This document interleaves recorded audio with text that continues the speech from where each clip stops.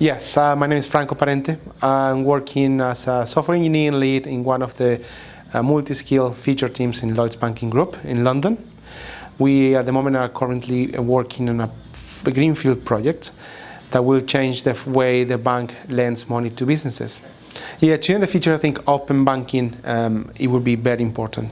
If we allow not only the banks, but the third parties, small companies, startups to get in fintech and provide services, because banks are really good at what they do, but sometimes ideas from the outside, products that will be fulfilled by a bank but provided by another platform. I think it's a very clever way of doing things, and the future will definitely be going that way. I don't know if all banks are prepared. I think they should, the most. If they feel they are not, they need to do something, because there are many challenger banks. Like, for example, in the UK you have Monzo, Sterling.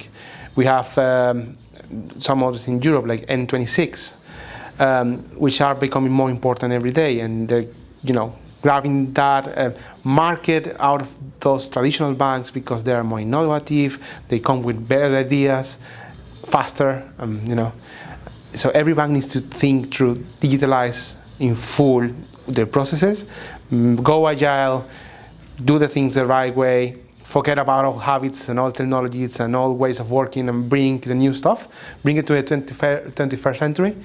I think it would be essential for the survival of traditional banks. Challenges, I think the main one is still being compliance and risk. We're still facing some, let's say, doubts. Because as a well-established bank, it's difficult to, leave compliance on the side or be more flexible. For example, new banks, they are a bit more flexible. They take more risk. We want to, for example, keep our reputation. So risk and compliance is still being very put off for technology. A good example is, for example, when we are moving towards the cloud. We have been moving some services already, but we're still doing others. And to get to a point to those cloud providers that we were happy with the way they provide the service to us, and then with us as well, it took a long time, because we required a lot of stuff, like location, the geography, where stuff should be hosted. If we are sharing several racks with another company or not, we cannot allow any of that. So they needed to be very specific and provide specific solutions for us, just because for compliance. So I think again, mention it, open APIs. Mm-hmm. That would be essential. And in technically speaking, I think microservices are really go of tackling that problem, creating a small unit, endpoints and REST services to provide to the outside. That's definitely what is there in the horizon. Definitely, yeah. I think very much. In Europe, especially, they must do it. They must bring APIs out. I think if you're a bank and you're not doing it, even outside the European Union, you will be in trouble, because that's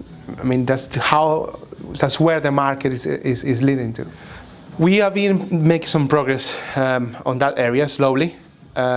So at the moment we are still facing some doubts around, and we are still deploying not continuously, but through a cycle that is way faster than before, but it's not optimum. So what we want to achieve is to deploy as often as we need. So many times a day, as many other companies do.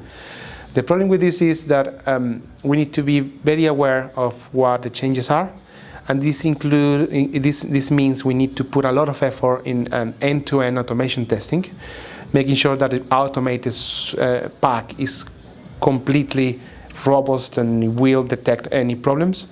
Around compliance, we already feel a bit more risk, and that we feel a bit more comfortable, because we are working more closely with those teams, so they are able to raise any problems soon. Yeah, but we still, it's a way long to go.